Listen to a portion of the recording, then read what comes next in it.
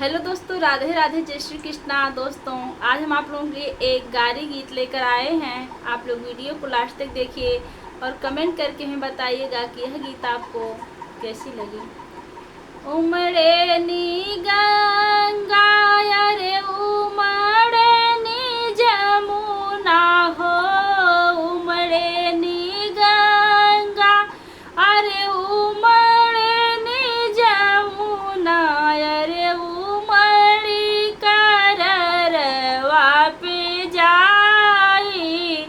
हाँ सीताराम से बनी अब उमड़ी करर वाप जाई।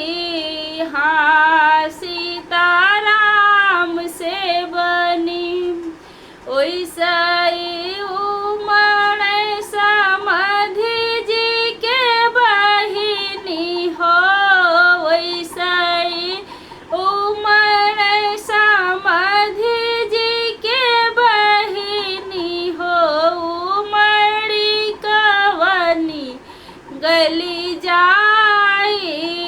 हाँ सीताराम से बनी अब उमड़ी हमारी गली आई।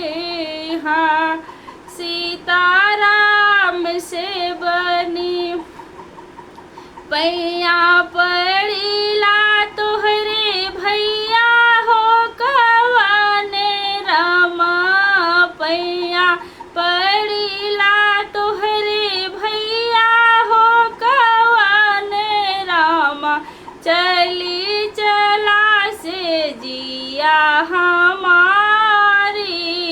हाँ सी